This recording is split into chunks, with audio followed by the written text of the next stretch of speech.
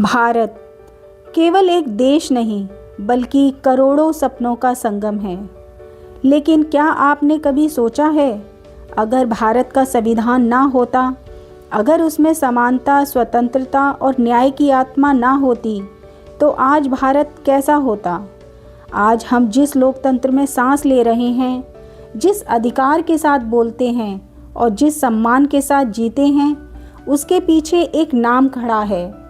और आज विरासत में हम उसी व्यक्ति के बारे में बात करेंगे, डॉक्टर भीमराव रामजी अंबेडकर। एक ऐसा व्यक्ति जो समाज की सबसे निचली सीढ़ी पर जन्मा, लेकिन अपने ज्ञान से पूरे राष्ट्र की नींव लिख गया। डॉक्टर अंबेडकर का जन्म 14 अप्रैल 1891 को मध्य प्रदेश के महू में हुआ। उनके पिता रामजी मालोजी सकपाल ब्रिटिश सेना में सूबेदार थे और उनकी माता का नाम भीमाबाई था। वे एक निचली जाति से आते थे जिसे उस समय अछूत माना जाता था। बचपन से ही उन्हें जातिगत भेदभाव का सामना करना पड़ा। स्कूल में अलग बैठना, पानी न छूने देना इत्यादि परेशानियों का सामना करना पड़ा। 1907 में एल्फिस्टन हाई स्कूल से जब उन्होंने मैट्रिक की परीक्षा पास की, तो यह उपलब्धि उनके अपने समुदाय में ऐतिहासिक थी। इसके बाद 1908 में एल्फिस्टन कॉलेज में प्रवेश लिया। 1912 में बॉम्बे यूनिवर्सिटी से बीए किया। 1913 में बड़ौदा राज्य की छात्रवृत्ति पर वह अमेरिका गए। 1915 में कोलंबिया यूनिवर्सिटी से एमए किया। 1916 में अर्थशास्त्र में पीएचडी की, जिसमें उनका विषय था नेशनल डिविडेंड ऑफ इंडिया। इसके बाद लंदन स्कूल ऑफ इकोनॉमिक्स और ग्रेज इन लंदन से कानून की पढ़ाई की। 1917 में वह भारत लौटे और बड़ौदा में नौकरी के दौरान उन्होंने तीव्र भेदभाव झेला। 1920 में मूक नायक साप्ताहिक का प्रकाशन किया।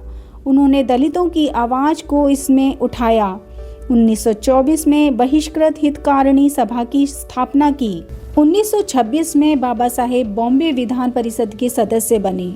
1927 में महार सत्याग्रह के द्वारा अछूतों को सार्वजनिक जल स्रोत का अधिकार दिलाया। 1927 में मनुस्मृति दहन के द्वारा असमानता के विरुद्ध प्रतीकात्मक विरोध किया। 1930 से लेकर 32 तक गोलमेज सम्मेलन में दलितों का प्रतिनिधित्व किया। 1932 में पूना पैक्ट के द्वारा दलितों के लिए आरक्षण की व्यवस्था की और 1935 में उन्होंने एक ऐतिहासिक घोषणा की कि मैं हिंदू के रूप में जन्मा जरूर हूँ, पर हिंदू के रूप में मरूंगा नहीं। 1936 में इंडिपेंडेंट लेबर पार्टी की स्थापना की। 1922 में वायसराय की कार्यकारिणी में श्रम मंत्री बनाए गए। 1946 में संविधान सभा के सदस्य बने और 1947 में स्वतंत्र भारत के पहले कानून मंत्री बने। डॉक्टर अंबेडकर केवल विद्वान नहीं थे, वे अनुभव की पाठशाला थे। 29 अगस्त 1947 एक ऐसा ऐतिहासिक दिन जब डॉक्टर अंबेडकर को संविधान प्रारूप समिति का अध्यक्ष बनाया गया।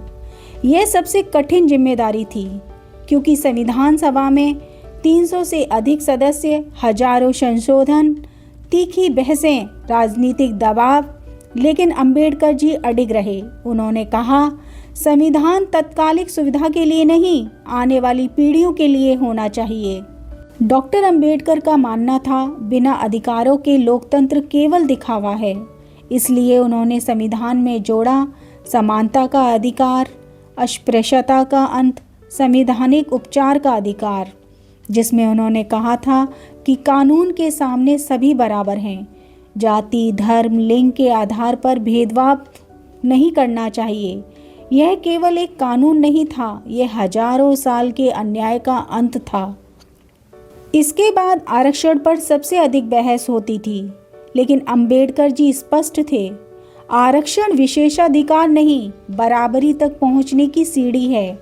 उन्होंने देखा था सदियों का शोषण, शिक्षा से वंचित समाज, प्रतिनिधित्व का अभाव, इसलिए उन्होंने संविधान में अनुसूचित जाति, जनजाति और पिछड़े वर्गों के लिए आरक्षण की व्यवस्था की। धर्मनिरपेक्षता और अल्पसंख्यक अधिकार डॉक्टर अंबेडकर ने भारत को बनाया। धर्मनिरपेक्ष गणराज्य अर्थात राज्य का कोई धर्म नहीं, हर नागरिक को आस्था की स्वतंत्रता हो। उन्होंने कहा, राज्य का काम धर्म चलाना नहीं, न्याय सुनिश्चित करना है। कानून मंत्री बनने के बाद अंबेडकर जी स्त्रियों के लिए हिंदू कोड बिल और स्त्री अधिकार लेकर आए, जिसमें महिलाओं को संपत्ति का अधिकार, विवाह और तलाक में समानता, सामाजिक सुधार। हालांकि विरोध हुआ, लेकिन अंबेडकर जी झुके नहीं। 26 जनवरी 1950 वह दिन जब भारत गणराज्य बना, संविधान लागू हुआ और एक नया भारत जन्मा। अंबेडकर जी ने चेतावनी दी, राजनीतिक समानता के साथ अगर सामाजिक समानता नहीं आई तो लोकतंत्र खतरे में पड़ जाएगा। अंबेडकर जी ने कहा, संविधान केवल किताब नहीं, आचरण है। अगर सत्ता में बैठे लोग ईमानदार ना हों, नागरिक जागरूक ना हों, तो सबसे अच्छा संविधान भी विफल हो सकता है। 14 अक्टूबर 1956 में नागपुर में लाखों अनुयायियों के साथ उन्होंने बौद्ध धर्म को अपनाया। यह कदम सामाजिक मुक्ति और आत्मसम्मान का प्रतीक बना। 6 दिसंबर 1956 में दिल्ली में उनका निधन हुआ। यह दिन महापरिनिर्वाण दिवस के रूप में मनाया जाता है।